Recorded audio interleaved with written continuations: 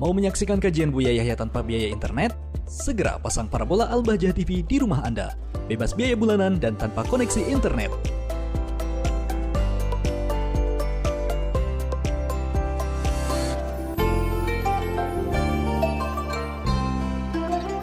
Bismillahirrahmanirrahim. Assalamualaikum warahmatullahi wabarakatuh. Waalaikumsalam warahmatullahi wabarakatuh. Allahumma sholli ala Sayyidina Muhammad wa ala ali Sayyidina Muhammad. Salam takdim dari kami Buya. Semoga Buya sekeluarga sehat walafiat dan juga semua santrinya mendapatkan ilmu yang manfaat. Amin ya rabbal alamin. Izin bertanya Buya. Di kampung kami ada orang yang mewakafkan musola kecil Buya. Dan alhamdulillah di kampung itu ada seorang ustadz yang memasyhurkannya dalam sholat 5 waktu pasti ada di situ.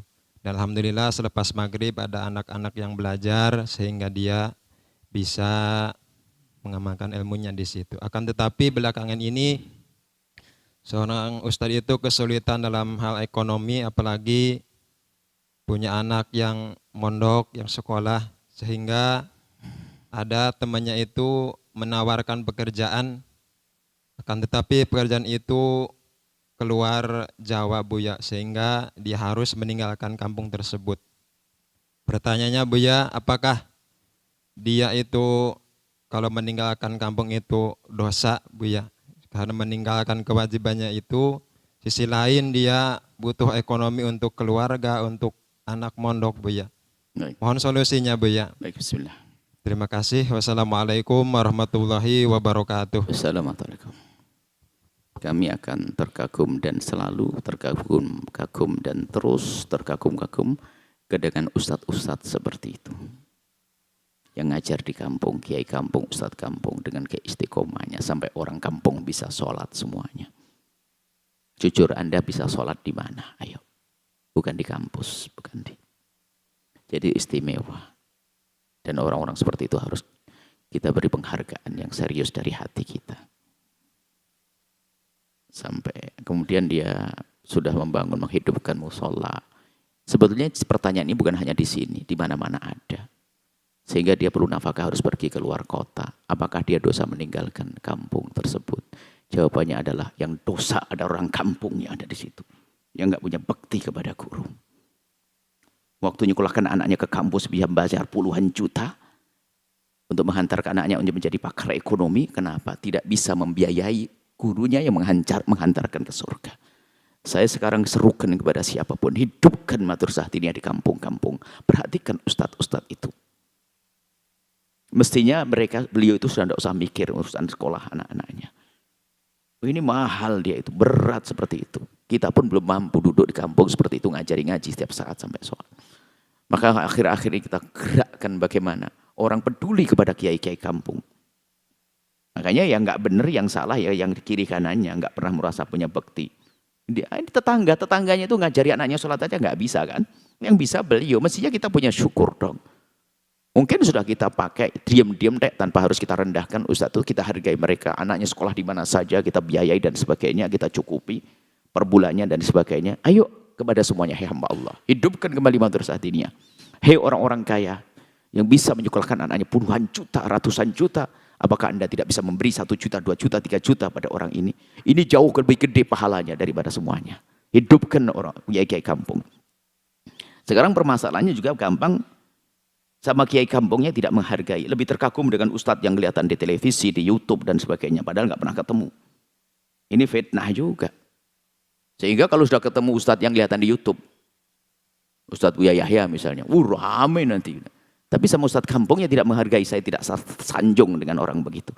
Ustadz kampung perhatikan lebih dulu, hei hamba Allah. Dia mengajari musolat. Waktu mbahmu sakit, dia yang sibuk, bukan saya. Ayo. Kita perlu serius. Jujur nih, orang-orang rata-rata ngerti sholat dari tempat semacam itu. Ayo. Bukan dari pesantren Al-Bahjah. Bukan. Makanya saya sedih. Kadang-kadang kiai kampung itu luar biasa. Dikasih duit 100.000 dicium, bukan karena hubud dunia, tapi uang berkah. Dikasih sabun dok, kasih beras dok. Masa di kiri kanannya nggak peduli? Ini bagaimana Anda ini seperti apa? Anda ini mau jadi apa? Anda masih dikirim oleh Allah orang-orang tulus begitu. Kenapa harus cari duit saja, harus pergi ke luar pulau dan sebagainya? Anda di mana? Mohon maaf, saya marah kepada Anda, saya cinta kepada Anda.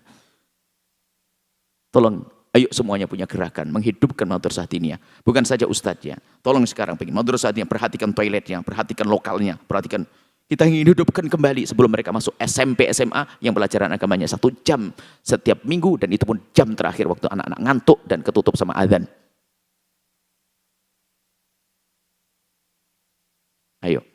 Ayo, Anda harus berpikir serius. Anda belajar di sini, Anda harus bisa membawa ilmu ini ke siapapun. Kami cinta engkau, itu tugasnya berat mereka. Sampai kadang, Masya Allah, kalau musim panen sering terlambat, karena dia harus memanen padinya orang, lalu dia dapat bagian. Saking buru-burunya pergi ke kelas, buru-buru mandi dan sebagainya, akhirnya sampai sabunnya ada di sini. Luar biasa, wali-wali tersembunyi itu, Masya Allah. Dan kadang rambutnya Masya Allah sederhana, luar biasa. Itu wali tersembunyi, nggak disanjung, nggak dicium tangannya oleh orang, nggak kelihatan di YouTube. Kok gampang terkagum-kagum dengan orang yang terkenal, orang mulia yang ada di kiri kanannya nggak diperhatikan. Anda ini apa? Mohon maaf ya. Ini perlu karena apa? Betul adanya ustadz-ustadz di kampung ini tertolong tugas kita. Saya ceramah di sebuah tempat, mungkin yang datang ribuan, tapi saya nggak ngajari sholat kok. Yang menyempurnakan orang di kampung, nggak ada. Ayo, tolong nih, makasih dengan pertanyaannya, dan memang itu benar keadaan di Madrasah Diniyah di kampung kamu tidak dipedulikan. Kadang ibu-ibu, bapak-bapak itu, kalau sudah bayar anaknya di kampus tuh puluhan juta mau, tapi dimintai sumbangan Madrasah Diniyah 10.000 katanya kemahalan. Sebelahnya nggak pakai bayar, 10.000 dipikirkan. Kalau Anda memang fakir betul seperti beliaunya, nggak ada masalah. Anda yang mampu. Saya buka saat ini, ladang pahala ya kayak di situ-situ tuh, perhatikan. Nggak usah mikir al-bahjah dulu deh, kalau begitu. Saya perlu bahwasanya Anda menghidupkan madrasah di kampung Anda. Jangan pikir tentang program al-bahjah yang disuruhkan oleh Buya Yahya, bukan itu. Saya pengen menghidupkan di kampung-kampung. Saya tahu, saya lihat.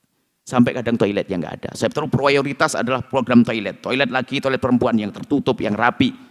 Sekarang sudah mulai gede, kadang mandi, intip-intipan segala macam ke toilet. Oh ini, pokoknya kita perhatikan. Ayo, insya Allah setelah ini, dan alhamdulillah kemarin juga ada sambutan, kita diskusi dengan beberapa orang. Kita akan gerakkan. Tinggal kita data mana Madrasah Diniyah yang gendengnya rontok, perlu dicat kembali dan sebagainya. Kita akan data nanti, insya Allah. Kita bersama-sama kita selesaikan. Kita akan jadikan proyek baru kita ini. Bukan sekedar bangun pondok. Tapi kita menghidupkan kembali madrasah semacam itu. Tidak usah pergi. Tetangganya mencukupi. Masyarakat mencukupi. Kalau tidak, saya carikan orang nanti. Kalau tetangganya nggak mau menghormati beliau. Mana ustadznya? Saya akan serukan pada orang, ustadznya nggak usah pergi. Oh mahal orang itu tuh. Nggak bisa kita mau mencari orang begitu. Tolong ya perhatikan. Orang-orang mulia tersembunyi ini. Di balik ketawaduannya, di balik kefakirannya, di balik kesederhanaannya, insyaallah. Nuhibbukum billah.